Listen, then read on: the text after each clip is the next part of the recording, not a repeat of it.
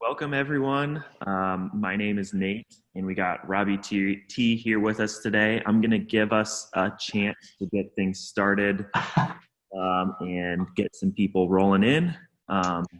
Izzy, are you still on? We're live now? We're good? Yep, Cool. you're live. All right. This one is coming at you live from the new Structurally office, so a little bit of a bit different backdrop here. Dude, you got Christmas lights or those twinkle lights above you?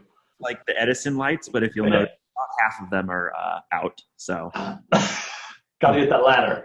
yeah, got to fix that. Awesome, good. I'm excited. Hey, everyone, just so you know, whenever I coach on systems things, I always like to start with make sure you get your cup of coffee, because sometimes systems and automation can be a lot of tedious little details. So make sure you get your coffee and get your brain running a little bit. We're gonna make this exciting, upbeat. I think this is up in me and Robbie's wheelhouse. This is the stuff that we get really excited about. So we're excited to bring this one to you today. Let me just make sure we do this. The nerdiness in us. Cool. Well, I think we're ready to get going. See people still coming in, so we'll get this thing started. Again, my name is Nate Jones. I am the CEO of Structurally, and we got Robbie T here from Hatch Coaching, as we always do. And today we're going to be bringing you some exciting stuff about how to automate your inside sales team. Robbie, do you want to give us a quick intro what you do at Hatch? Yeah. So what do I do at Hatch? Long story short, for those of you that don't know me, former ISA myself for about 2.5, 3 years. Now get the privilege of coaching some of the best ISA teams in the country. And what's really cool is I've been in your shoes. I've done all of this, and yeah, excited to kind of share some of the nerdy automation systems things that we've used to help some of my clients, to help our business. Yeah, excited to share some of that stuff with you guys today. Cool. Yeah, so we'll dive right into it. Again, we're kind of covering topics on how to automate your ISA team, and just kind of jumping into the reasons why. I think many of you have ISA teams. As Mr. Eric Hatch himself says, if you don't have an ISA, you are the ISA. So if you're thinking about tuning out already because you don't have an ISA, I would consider otherwise, because you can still use a lot of what we're going to be talking about to help automate your life, which you don't have an ISA. I think you're going to need quite a bit more automation. Really what we're going to be presenting on today is some opportunities to automate, some opportunities to not automate, and kind of where it makes sense to do both. But really the reasons why that I like to kind of start out with this stat are, many of you echo this. According to Salesforce, sales teams spend only about 34% of their week selling. So 66% of their time goes to basically what I like to consider your CRM. You're automating the things in your CRM. You're doing mundane tasks like administering leads, assigning leads, updating their notes, qualifying leads, all the back and forth with your leads between emailing, texting, and trying to get a hold of them takes up about 66% of your week. That's a lot of time that you're spending not selling. So the things that we're going to be kind of covering today are how we can reduce that time you're spending not selling, just ever so slightly, because that's just any increase can go a long way. And I think there's a lot of pieces that could be automated authentically. So that's kind of another theme that we're going to be talking about quite a bit today. Is over automating is not what we're advertising here. We don't want you to do that. We're going to give you some kind of special insights, some opportunities where we think you should be automating things the right way. Do you have anything to add kind of on this before I start into some system stuff, Robbie? I just think I think to play into automation, the thing we're going to really be talking about is, in order for you to automate well, you have to organize well. It's kind of the prerequisite to automating. And what I see a lot in a lot of my coaching clients, what I see them spending a lot of time doing is they spend a lot of time hunting down who do I need to be calling today, stuff like that. And realistically, I think the best systems that obviously include automation, the best thing you can do is have your to-do lists, your priority lists. And we're going to talk about some of that here in a little bit. But to kind of give you that 10,000 foot view, making sure you have like a checklist of these are the things I'm working through, as opposed to, oh man, I have 1,000 leads, who do I start? And what I see happen a lot is analysis paralysis, where if you don't take the time to build a system on the front end, it's really tough to automate and actually take action. And the more you put in investing in a system and automation, what it really does is it frees you up to do more selling. So I think that's just the biggest thing I'd say is taking the time to organize saves you a ton of time in the long run. Mm-hmm. Yeah, absolutely. So diving into that, I want to present to you all a potential system that you could use or use a part of. I don't by any means think that you should just be using this word for word, step by step in your CRM, because every CRM is different. And I understand that. It's just kind of the next few slides and the next few topics that we're going to talk about are going to be different for each of you. I know Robbie teaches and coaches a completely different system than this. Mm-hmm. This is supposed to be kind of a high level, general thought exercise on how you can categorize your leads and systematize your leads. So starting things out, just like what Robbie said, the first thing that you need to do is have a system in order in your CRM to making sure that you know where your leads are at more or less in the funnel, which leads you need to be contacting immediately or not immediately, and more or less which leads you've met, not met. Basically just so you can get a quick 10,000 foot view of your lead or your leads very quickly, because I'm sure all of you are managing 5, 10, 20,000 leads at a time. It's impossible to quickly and efficiently understand where every lead is at in the funnel. So quickly labeling them, quickly organizing them in a systematized fashion is kind of what I'm going to be preaching here. So looking at lead quality to start, we basically break it down into 4 categories, A, B, C, D. A's are your referrals, your portals, radio and television. These are your really hot leads, your high quality leads. Some of them you can put a number on, like Zillow, Realtor.com. They might be more expensive. Some of those you might not be able to actually put a number on, like your referral leads. Those are going to be hot leads that you're going to want to get to immediately. B leads are your sphere of influence, company hosted events, and open house leads. So more or less Mets, or maybe you haven't. I mean, if they're in your SOI, you've probably met them at some point. So these could be more or less thought of as your Mets. C leads are potentially not Mets or have not Mets. These are your forced registrations, your pay-per-click leads. They're going to be a little bit longer term, a little lower cost per lead than your, and they're just going to take a little bit more time. And then your D leads are more or less outbound or not really leads, your expireds and FSBOs. So yeah, these are kind of people that you're potentially still drumming up business or that don't even know about you yet. Do you have anything to add to this, Robbie? So I think just the simplest way to kind of give some perspective on this, we use a slightly different system. We separate our leads, basically into contacted and uncontacted is like the first differentiator. But really what we're getting at, and the rule I want you to maybe pull from all of this is you should be putting like leads with other like leads. Where I see everybody go wrong is they take all of their leads that are coming in and they put them into one bucket. And the reality is this, is that your most precious resource is your time. And every single day you're going to be faced with choices of what lead should I call first. And really what I think you're getting at here, Nate, is call your A's before you call your B's. Get your B's done before your C's done before your D's. And you're putting things into buckets based off of that quality. And you might actually disagree with how Nate has this organized. That's okay. That's not a big deal. The point is that you need to be taking your leads and organizing them in a way and taking like leads with like leads and making sure that they are with each other and that they're organized so it's one click, you know who you should be calling.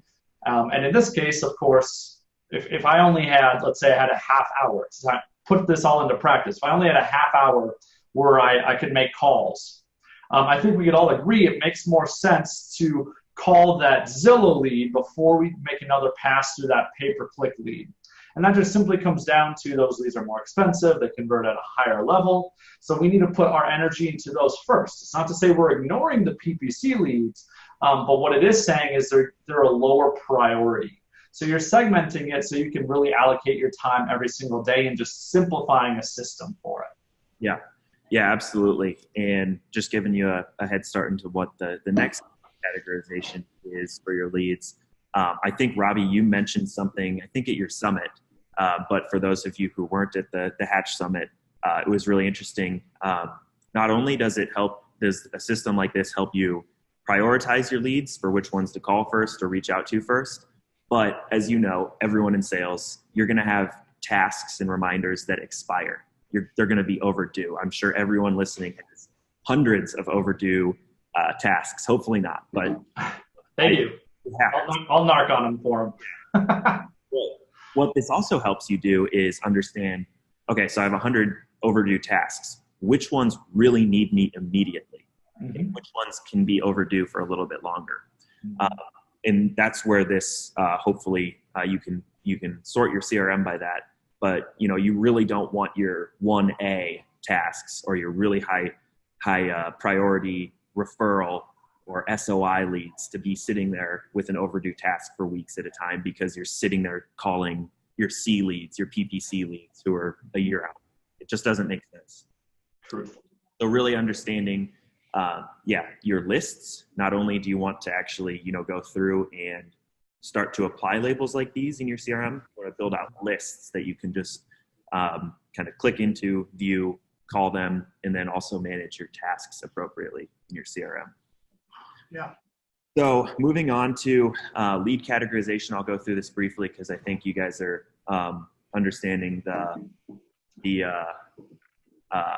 basically the gist of this. We have 1, 2, 3, 4, and 5 categorization leads. You can read them here, but basically your 1 leads are going to be your most important. Those are your new leads or leads that have an appointment already set. Your 2 and 3 leads are people that are responsive but are still a little ways out. Potentially had an appointment set but was held or not shown. Your 4 and 5 leads then are people that have not responded or working with an agent or are simply just not interested. So really, these two go together. So you would have like a 1A or a 2A. These go together so you can understand and kind of further break down these leads. Robbie, are you doing something different? I know you have the idea of compost. Yeah, we're definitely doing things differently, and to kind of dive into that, what I think would take too long. But maybe what I'll do you think I should share the way we prioritize A, B, C, and D? Remember how I shared that at the summit? So we use A, B, C, D slightly differently. And again, the whole point of all this is you need to have a system that you're committing to and organizing your leads. In our world, we don't use any follow-ups to chase an uncontacted lead. We don't use follow-ups. Rather, what we do is simply put those into buckets and we chase everyone in the bucket using a dialer, and we use automated messages. That's how we do it. So we use no task for uncontacted leads. With that being said, once we've contacted someone and we've established a nurture or follow-up, I use those interchangeably. So if I say follow-up, just know it's a nurture. If I say nurture, it's a follow-up. And really what that means is somebody I've identified as an opportunity in the future. And what happened was this, to kind of tell a brief story on this, was Jim and myself, we each grew our nurture and follow-up list to about 1,000 to 1,200 people each in our nurture and follow-up pipeline. And again, I just call that our pipeline. That's a lot of people. What that meant was some days we'd have 50 to 100 follow-ups that are due, because if I've learned one thing about the human mind is most people's follow-ups tend to be on the 1st of the month, the last of the month, or the 15th of the month. It's just really weird. A lot of people do that where they just, oh, I'm going to call December 1st, January 1st. So what would happen is we would have a crap ton of follow-ups due on this day. And we did not categorize them. We did not prioritize them. What we did was we just scheduled all these follow-ups. And as you can kind of tell, if you have 100 follow-ups that are due any given day, if I don't have that prioritized in a very simple manner, what would happen is I'd start calling from the top of the list down. And the problem was this, is we would call a D lead, and I'll explain what a D lead means. I would call a lead that really wasn't a super high quality lead because it just happened to be higher up on the list, as opposed to calling that person that I spoke to 2 weeks ago that was super hot, ready to roll, and I needed to be calling that day. So what we really did was this. We just simply categorized our leads A, B, C, and D. And what I mean by that is every single follow-up that we're creating, everyone that's in that nurture pipeline, we set a priority date that we're going to call back on. And that's customized. You choose that date. So if I spoke to Nate and I wanted to call him back 6 months later, I would just put that follow-up in for 6 months later. But I take it a step further and I'm just applying a tag or a label, depending what you're in, what CRM you're in. And it's just A, B, C, or D. That way I know I can prioritize the A's, get those all done before I get to my B's, get my B's done before my C's done before I get to my D's. And really, I kind of like to, Jim and I like to joke about this. Don't tell Eric Hatch, but before we did this, we were literally hemorrhaging money. And we did it for like 6 months before we sat down. We're like, we got to do something different here. This isn't working. Things are slipping through the cracks. And it probably costs us, as a company, hundreds of thousands of dollars, and, missing out on some really great opportunities and nurture clients and all that stuff. So we had to fix it. And what we did was really just simply A, B, C, D. And we started there. The second thing we started to do from that point forward was when you call a follow-up back, of course, they don't always answer. I wish they did, but they don't. And every time we call a follow-up, we call, we text, we email, we leave a customized voicemail. So we are single line dialing these people, either hand dialing or single line, so I can leave Nate that personalized voicemail, which we'll get into some of that later. But when we're doing that, if you're an A lead and you don't answer, I'm going to call that A lead back, so I'm calling that person twice a week. If they were a B lead, I'm only going to call them back once a week. If they're a C lead, it's once a month. D leads are bi-monthly. So I'm investing more time into my A opportunities than I am my Bs, and more my Bs than Cs, Cs and Ds, because 80% of the time you make that follow-up call, they're not going to answer, give or take. So that's just a little bit of perspective. I'll add some notes that clarify all that for you guys down there in the chat in a moment, so you can see that. And the rant. I think that was awesome. I think that it was really helpful for me to understand kind of how you're actually contacting the people in these different labels, and we'll get to that later. So if you're still with us, wondering when do we get into the automation, we're getting there. We just kind of lay a baseline of who these leads are first, making sure that it's systematized so we know who to contact, when to contact, and how to contact them. Love it. Yeah. So moving into it a little bit further, I wanted to give you some real examples of kind of what this looks like. And I guess Robbie made a good point when we were talking about this earlier. You could think of this as a funnel, and we'll think of it as a funnel. I just, for whatever reason, made it a pyramid. It would be really flipped the other way. So flip it upside down. Yeah, your highest and most important leads, your 1A leads, these are leads who are coming from a referral or a portal registration who need to be contacted within under 5 minutes. I consider kind of this top 1A as the bottom of funnel, which is not intuitive, but it is the bottom of the funnel, the people who are most likely ready to move soon. And then obviously this is still the middle of the funnel. These are your 2B, 2A, 2C, 3A, 3B, 3C leads. These are your nurture leads. These are leads that need some attention, that you should be calling pretty consistently, following up with pretty consistently, who are going to be a little bit more work. And then obviously the bottom of the pyramid, or the top of the funnel, the most leads, these are leads that might not have heard of you yet, unresponsive leads that you can use quite a bit of automation in. So I'll kind of quickly go through these, but really what I want to touch on here is the methods of contacting these leads should be different. These leads, your 1A leads, your really hot leads who come in from a portal probably need to be called. We're going to talk about the best way to call them and to get them to actually answer in a little bit.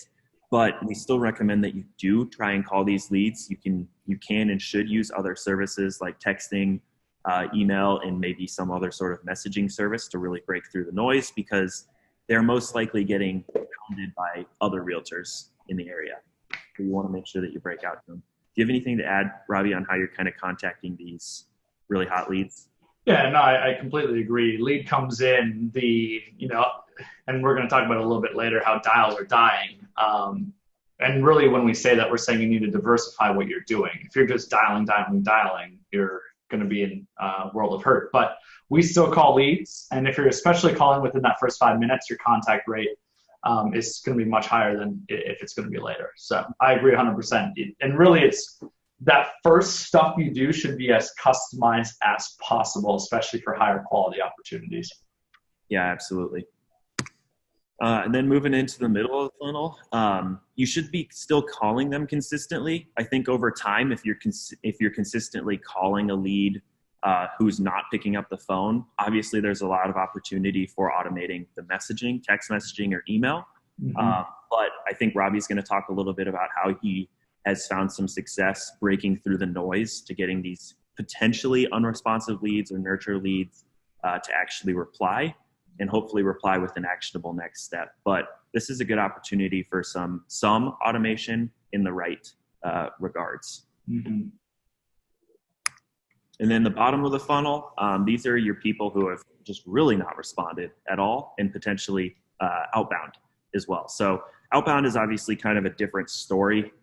If you're using that, there's obviously a lot of tools that you can do that. We won't cover that too much here. What we'd really be focused on covering here is automating the 4A, 4B, 4C leads, the unresponsive leads that need some automation, so that you're not on the so they're not a part of your pipeline. They just don't really need to be in your pipeline consistently, or otherwise it'll just keep building and building and building. So there's a lot of opportunity for automation here at the top of the funnel. Can I name a couple pieces real quick on the prospecting and outbound piece, Nate? Yep. Just make sure I see people ask it all the time.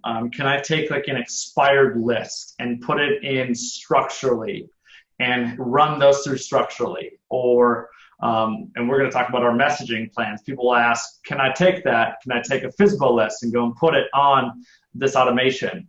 The biggest thing I can tell you with the automated messaging, whether it's structurally or the stuff we've created in Sierra Interactive or in your own CRM, you need to be extremely careful, because you can only be doing that to lessen your liability, I should say.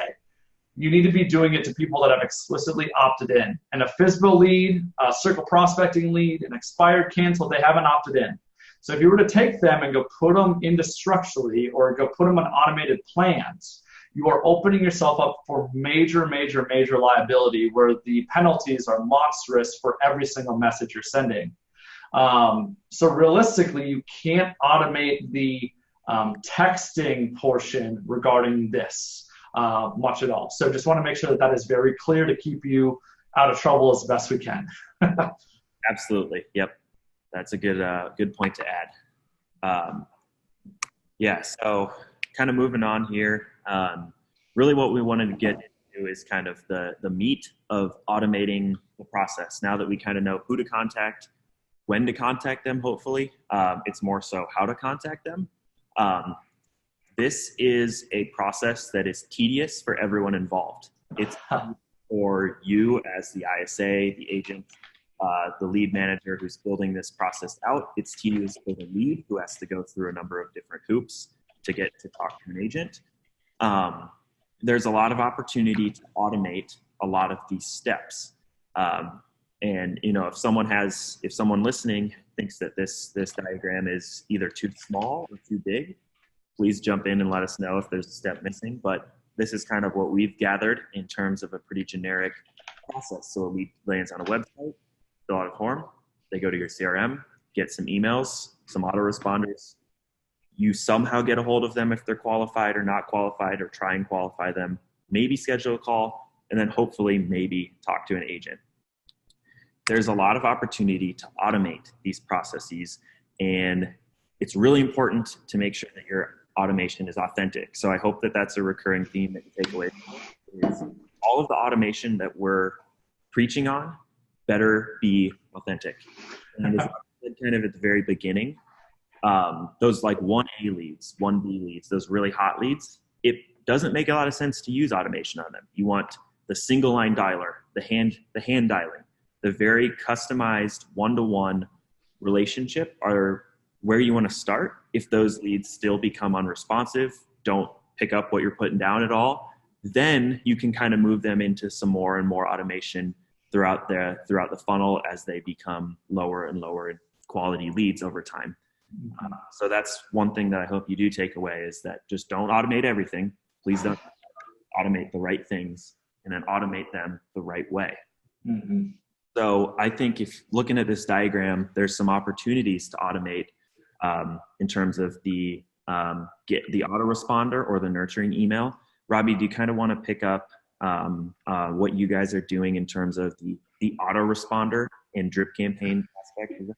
Yeah, so the way we basically view it is we make that first call, the first message we send, customize. Obviously, we use a template just to make it easier, but we're customizing it slightly. But what we've created, and you'll see some results of this later, is we've created messaging plans. And if there's one thing you need to write down, when you're automating, is you need to be authentic, like you said, Nate, but you need to make it as human as possible. And Nate, you're going to share some really cool tiny hacks that really show that in a little bit. But what we've done is basically when a lead comes in and we make that first outbound attempt, they don't answer. We don't have luck. What we do is we put them in a pool of leads, and we do keep calling through those leads, but we also then turn on our automated messaging plans. And I like to say that we go hard to the paint. Nate is a former basketball player, so I'm sure he likes that reference. We go hard to the paint, and we send, currently the messaging plan is 30 attempts over 13 days. And it's a lot. It's a ton. But what's great is we're contacting people. We're starting the conversation. And because contact rates continue to go down and down and down, it's been one of the ways we've pivoted. I'm getting ahead to dials are dying. It's been one of the ways that we're pivoting to make sure that we're actually getting a hold of people. And everything we're asking is question oriented. Same thing with you structurally as well. And it's just getting them to respond in some way, shape, or form to kind of identify where the heck are they at in the process? Are they even looking to potentially make a move, and so forth? Mm-hmm. But yeah, that's kind of the 10,000 foot view of it. So those 30 attempts in 30 days, are those all texts? Are they emails? Yeah, so it's a combination of texts, emails. I like to say that I went into a bat cave for about 100 hours, aka my office with the lights off, and me and my headphones and just jamming out to, I don't know, electronic music, whatever I want to do. But I went into the bat cave and just became a zombie. And really what I did was I took psychology, I took trends, and I merged them into messaging plans. And there's just little, one of the things that we've learned is something called a 6-minute text. And I actually stole it from Nate. Nate, I think you stole it from someone else. Maybe. This whole game's all R&D, rip off and duplicate. Yep. It's all of our R&D departments. But what we do is we send a message, and then 6 minutes later, it just sends a follow-up message. And what I've really done is I dug into that, and the reason that works is it seems really human, because we do this to our friends. It seems human, but secondly, it cuts through that noise. A lot of people will open that text, read it, and then of course there's a lot of noise on our phones. So, my fantasy football notification comes through and I'm not responding anymore, and I forget. And what that 6-minute nudge is, it pops it back up into your phone, and it seems human. So that's layered throughout the plans, emails, and then we had to really, some people will debate this, but we use gifs. The debate is around whether it's gifs or gifs. Long story short, it is gifs. It is. We can debate this for days, even though I believe gifs makes more sense. But it is a GIF, and we use, yeah, a lot of people are like, liar, fake news, right? It's very relevant today. Anyway, so the GIF, what it really does is it seems really personal and human because it's a picture, and I'm sure y'all know what GIFs are, GIFs, and it just seems human. People don't expect a robot to be sending that. And the response rates to those messages have been crazy good through Sierra. And we layered that throughout the messaging plans as well. And we'll show you some results here in a little bit in terms of contact rates. But it's been really, really cool. It's been our pivot to get a hold of people. Yeah. And so one thing I'll say on both the gifs and the 6-minute message, we call that our nudge message. The reason I think those get such a high response rate is because it, like what you said, it just doesn't feel human. I can't tell you the amount of times we get a response after that 6-minute message. And just so everyone knows, all we send in the 6-minute message. So we send a message out saying, hey, thanks for your inquiry on Zillow about 123 Main Street, whatever. They don't respond for 6 minutes. We send a nudge message that just says, let me know if I can help. That's it. That's the message. Yep. And I can't tell you how many responses we get that are just like, oh, sorry, I didn't respond to the first one because I thought it was just automated. Yep. I thought you were fake. That let me know if I can help is also automated, but they and it's just kind of something we've been conditioned to is you fill out a form anywhere, whether it be real estate or insurance or anywhere online, and you just get a text and you ignore it. That happens so often. That little nudge message goes so far. And same with the GIFs. It just breaks through the noise one more time. They might be opening up their phone and see a bunch of unread messages that are like, hey, just checking in. Are you still buying a house? Hey, just checking in. Hey, just checking in. They can kind of tell it's automated. But as soon as you send a GIF, they're like, whoa, maybe I could have not been ignoring you. And so I don't exactly know what all the responses you're looking like for those, and we can get to them. But I would imagine a lot of the positive ones are like, so sorry, I've been ignoring you. I thought this was automated. Yeah, that is what you get a lot of the, oh gosh, I'm so sorry is so huge. We get that a lot with our aliens message as well. Yeah. And I think what GIFs do is they almost always, when I show people our GIFs, and I can post one here in a moment because people are always like, what are you sending? And I'll tell you this, it's nothing crazy. Like one is Jonah Hill going, like just silly crap like that. And they're just things that get people to see something differently. It gets them to laugh. One is accompanying our aliens message, and basically I'll post the aliens message. Well, what the GIF looks like is it's a scene, if you remember Toy Story, where Buzz Lightyear is getting pulled up by the claw, and then the aliens are pulling him back down.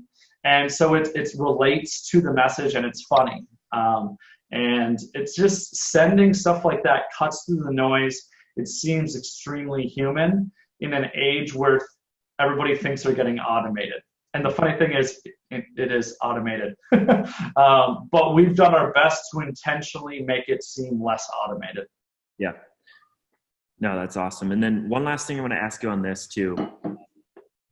As soon as, kind of coming back to the prioritization stuff and systematizing your leads, as soon as a lead comes in, a new lead to your CRM, are they automatically enrolled into your 30 messages in 30 days? Or do you have a bunch of different variations of those that applies to the leads? What does it kind of look like immediately? Sure. So what we do is we change the messaging plan to get based on lead source.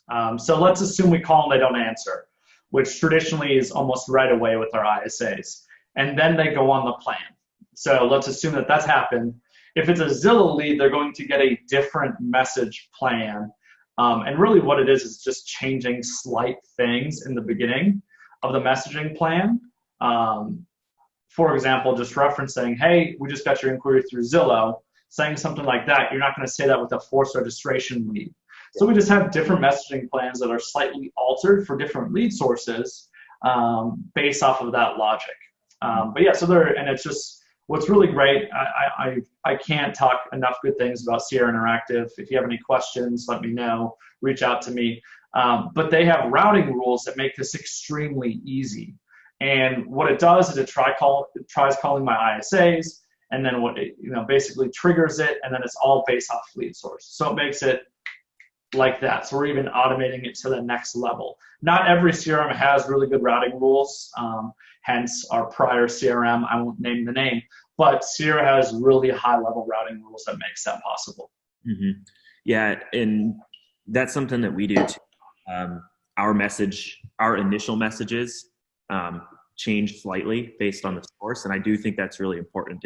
If you're just sending generic messages out, regardless of the source, then you're not doing yourself any favors. And so this is kind of a good transition then into the last step on here. Our dials are dying. You mentioned that your ISAs are still calling immediately. So that's important. But you also mentioned that they're not making a lot of contact with them, so it's kind of enrolling them into the messaging plan automatically, which is great. Mm-hmm. What are you doing? I'm skipping ahead here. What are you doing to alleviate the fact that people aren't picking up the phone as much anymore? I mean, you got to be texting. I mean, the end of the story is you got to have, well, I should say this, you got to be on a CRM that actually sends texts. Like as simple as that sounds, it's one of the reasons we went with Sierra Interactive and we're leaving our prior CRM is because we tested it. And I had if you're not a part of Leads Geeks, go to Leads Geeks. I had what I call a freak out message post where I talk about this. A lot of text messages or a lot of the text messages going through our prior CRM literally would not send. They just wouldn't show up. And then it would break and not do things. And why I really love Sierra is it does this simple thing. It sends the message. As simple as that is. That's been huge for us. A really good example is to kind of tell a story was in the prior CRM, we sent out a text message that actually we stole from someone in Leads Geeks, Holly Faulkner actually, who just had a baby. Congratulations. And was a guest on this before. We stole that message and we went and put it on about 900 leads through prior CRM, and we got 3 responses. So you do the math. Garbage, right? Terrible response rate. And then what was crazy was the next week, about 4-6 days later, something like that, somehow Jim got 3 more responses.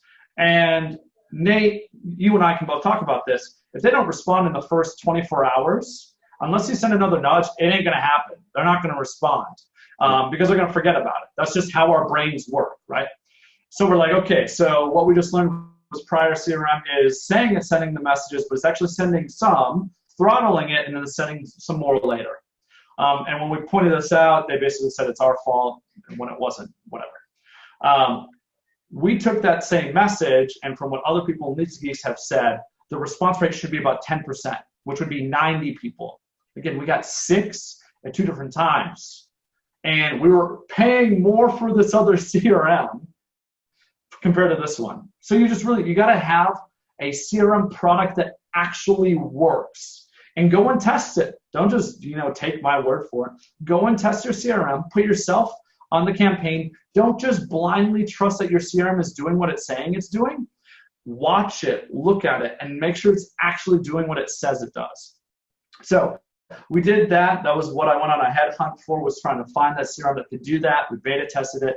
And then with this, I mean, you can look at the screen here. With our property inquiry plan, this was a beta test we were doing. We had a 70% contact rate of leads with valid phone numbers. By I want to say day 10, something like that. That's 70% of people that you're now engaged in conversation with. Of course, a lot of them are like, go screw yourself, or we hate you, or don't ever call me again. That's par for the course. You get that on the phone as well. But also a lot of them are reaching up and saying, yeah, we're thinking about doing something. So 70% of people were contacting via text message, which is just insane. So that's what we're doing, is we had to find a CRM that actually worked. And then the second thing was we had to create plans that got people to respond. And so these are the actual 30 messages in 30 days-ish plans people are being enrolled in after your ISAs aren't being able to contact them. Yeah, I don't know if you can zoom in at all, Nate. You can kind of see the numbers here. In this case, we put 750 leads on this plan. Only 323 had valid phone numbers. And you can see the response rates right there. On that first email, only 2%. Here's my shock face, right? It's email. That first text message, I think it says 12 or 13%. But then look at what's that number underneath it on the 6-minute text. 22%. What's that? 22% on a 6-minute text. That's that nudge Nate was talking about. Then the next day they get another message. Now they've had an email, a text, and a text. So in their thread, there's already 2 text messages there. What is that response rate on that third text? 28? 28. 28%. And of course, your response rates go down and down over time because if somebody hasn't responded, they're less likely to respond in the future, right? Because they're getting message after message after message. But as you can see, we're getting those numbers, and most people were getting to within, I'd say 7 days, we're getting some form of response. And the reason that third message, the "Are you just curious or maybe looking?" that is the first GIF message we're sending. And I don't know about you guys, there's no one else in the industry that has messages that perform like this. There's no one else. Day 2, when they get the first GIF message? Yes, you have day 2, but third total message. Yep. Okay. And that, I think it's that one. Yeah. It's crazy. No, that's really interesting. Anything else you wanted to add on this one? Forced registration? Yeah, so those were all on property inquiry leads, and that was actually on old property inquiry leads. Those were up to a year old. These now are on forced registration, and if you understand the funnel, right, we talked about it, your forced registration are always going to be a lower quality lead compared to a property inquiry, just because they tend to be a lot further out. But even on this, this is Mike Novak. If you look at these numbers, I think that says that we've put 3,874 people on these plans, and about 3,400 of those had phone numbers. And we were contacting by day 13, 55% of his forced registration leads. That means 55% of the leads have thrown the ball back again at him in some way, shape, or form. So the response rates in these messages are very similar. I've just altered them like we kind of talked about, but the response rates are going to be a little bit less. But nonetheless, if you look at it, we've contacted out of all those 1,837 out of the 36. And that is, I think that number is probably doubled because it keeps putting more and more leads on there since I took this screenshot. But the point is that if you want, how old were those? Those would be a combination of some old and mostly brand new leads, I would say. I'd have to ask him, but mostly brand new forced registration leads. Somebody had asked how old they were. Yeah. So really great response rates. And again, that's the beginning of a conversation where now it's coming back, and the way Sierra works is when they respond, it shows up in the inbox. You can look at the top of the screen. That just means in the inbox, Mike Novak has a lead he has to respond to. And it goes back to whoever the lead was assigned to.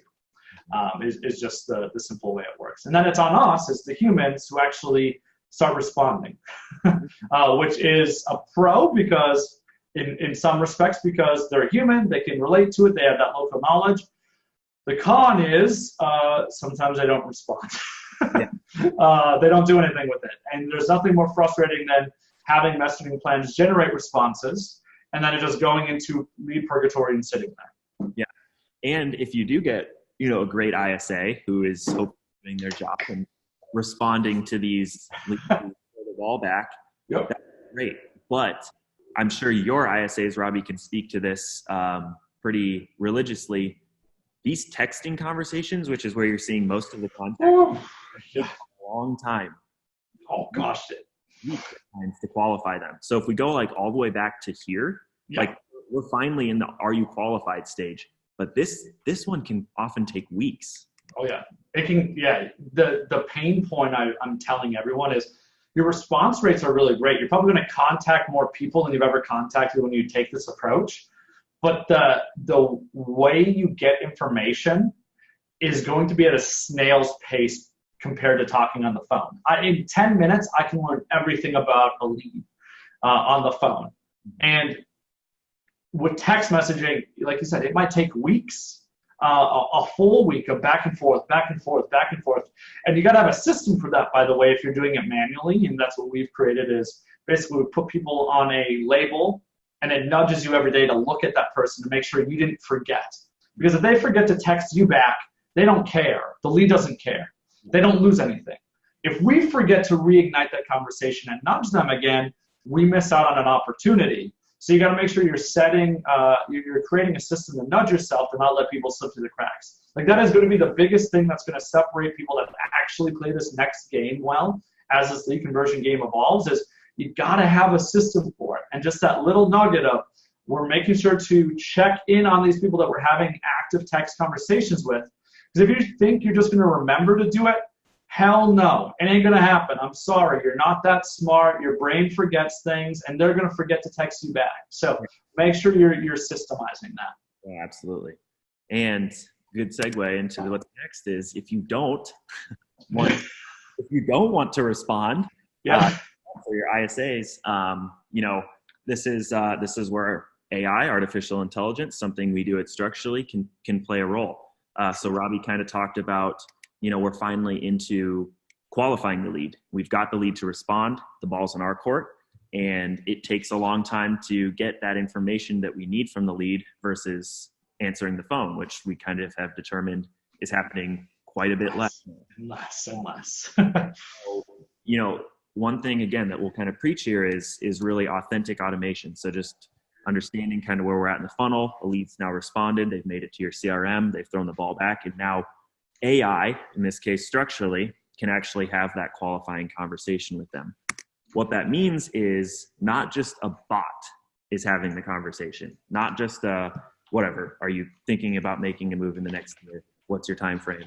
Are you working with an agent? No one wants to have that conversation. You've done a ton of work to finally get this lead to respond.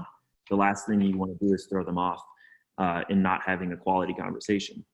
And if you want to hear what a quality conversation looks like, just go back and listen to one of our last 7 episodes with top ISAs. We talked in depth about what a conversation looks like with these leads gets them to convert at the next level. And it's all about authenticity, not just asking simple questions. It's about things asking and referencing the fact that they have a new job, they're going through a divorce, or they're a veteran.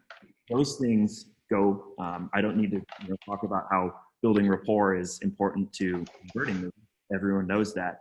But as soon as you get them on the hook, it's really important to keep those things going in conversation. One of the hacks that Robbie was kind of alluding to that I talk about later, and this is again what you kind of see here is an example of a Structurally conversation after a lead has responded. We actually have the qualifying conversation with them, which you can see on the right hand side of the screen. Some of the little things that we do to make that conversation feel great, like you're talking to a human or the lead's talking to a human, are emojis and purposeful typos.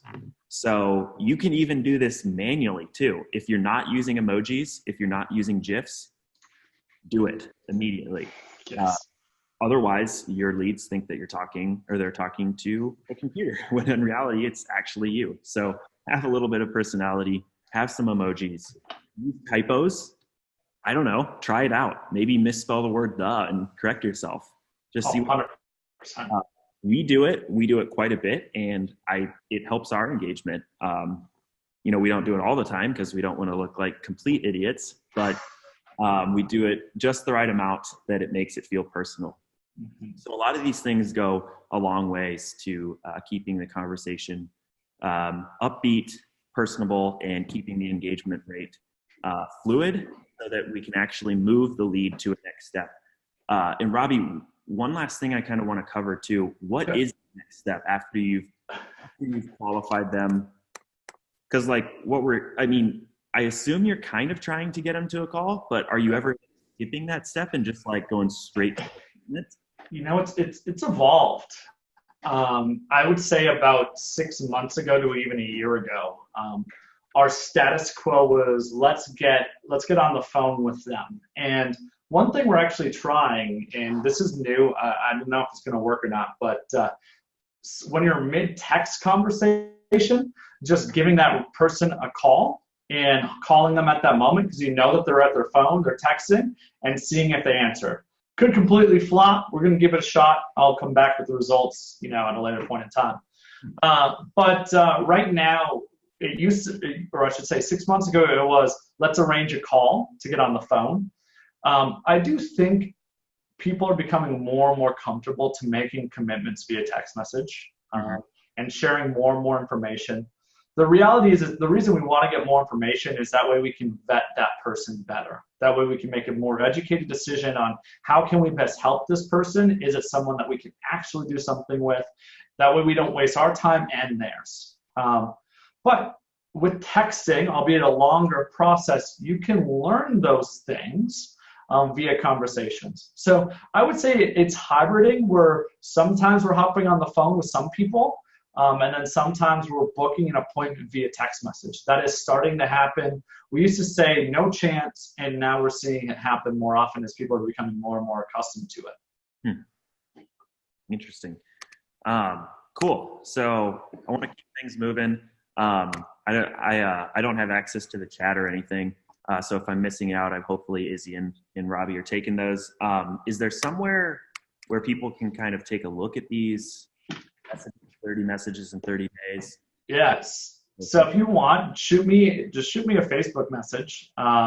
Shoot me a message, and what I'd be willing to do is share one of our plans just so you can take a peek at it and see it. Shoot me a message, and again, right on Facebook, search for Robbie T. I always say that because my last name stinks. And don't add Robert Trefethrin, please. That's my dad. He's a truck driver, and he will be confused if you send him his email or send him your email. And that has happened many times. But shoot me a message, and I'm more than willing to give you a copy of what our 10, or not 10 days, one of our messaging plans looks like. It wouldn't be an issue at all. Cool. And I kind of want to move into something quick too, that we teased a little bit here, but it's structurally, if you did kind of, we're interested in actually the second aspect of actually engaging leads once they've thrown the ball back, but didn't happen to like some of our conversations. We just announced one of our most exciting features ever, which is script customization. So everything you can see, everything I talked about early on in the conversation, such as referencing the lead source in the first message, can be customized entirely. And I kind of wanted to just throw that video out here. I'm deciding on the fly that I'm not going to play it right now, but if you do want to check it out, go to this link. Go to this link, and you can watch this video, learn a little bit about what that script customization is about. And then lastly, if you want to have a written version, what we're going to do here is actually send out, this is going to be recorded so you can rewatch it later. I'm going to send these slides out as well. But if you want a more detailed look into that system that we talked about early on, as well as some more systems for your real estate team, you can download this free ebook at this link too. Love it. We're approaching close to an hour. Robbie, was there anything else that you kind of wanted to wrap with? No, I think the biggest thing I'll just say is that if you're only dialing and dialing and dialing, there's writing on the wall that says this game is drastically changing. And if you don't have a system, you don't have automation in place, I have fears for what your contact rates are going to be like. And if you can't contact people, it's tough to convert people. And we're just seeing the game change. And there's going to be some people that look at it and point the finger and say, hey, this really stinks. This is unfair. Or there's going to be the people that adapt, that are victors through all of this and view this as an opportunity. And I'll tell you from my perspective, now with more and more people using texting, there's actually some major advantages where you can scale more quickly with automation. We are shifting our mind from having 5 ISAs to do we only need 3 or 4, stuff like that. The reality is the only constant is change, and change is, I said it was coming, but it's here. If I wanted to get a hold of almost any of you guys, I probably would be best texting you. And there's going to be whole new problems with it. And of course, Nate and I are doing our best to be on the front end of the solutions of it. But the game's changing, and you got to change with it, or else you're going to be left behind. Mm-hmm. Yeah, absolutely. I think you hit it on the head there. The one point that I think that we're trying to convey here is scale.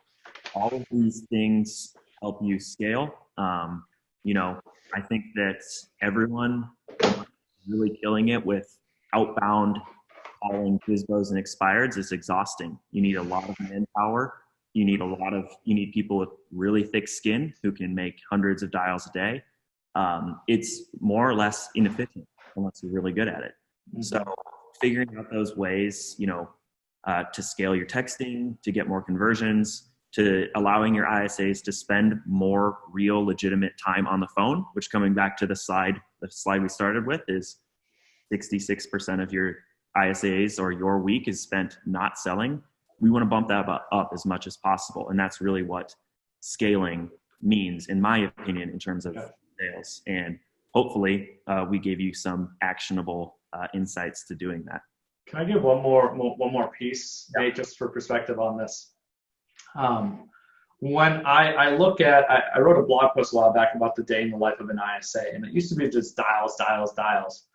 If I were to go watch my ISAs now, it's literally them typing on their computer through Sierra, or they're just hand mashing. And you can be successful. You can use things like Structurally. You can commandeer the conversation from Structurally, whatever method you want to do.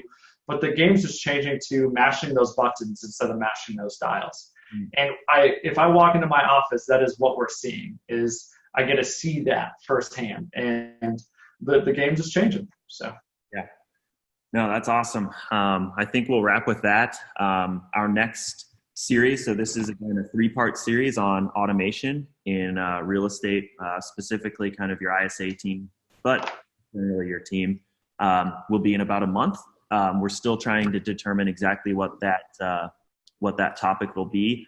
So if you have something you want us to discuss in terms of automation or products or tools that you want us to dive deeper into, let us know. You can always subscribe at theisaradio.com to listen to our prior podcasts. This will be made into a podcast as well as sent out later via video. Make sure to subscribe to the Structurally channel, theisaradio.com as well, if you want to listen on podcasts. But yeah, I think I'm really excited about the next one. I have some really exciting ideas in terms of potentially opening up some CRMs, opening up some of, we're just trying to peel back the curtains to what successful teams have done to scale their business, like Hatch, but as well as we want to hear from you guys. So if you found some really cool automation hacks or sales tactics that have scaled your business, let us know. We'd love to talk to you about them. But with that, again, my name's Nate, CEO at Structurally. This was a fun one, and we'll see you in about a month. See y'all. Bye.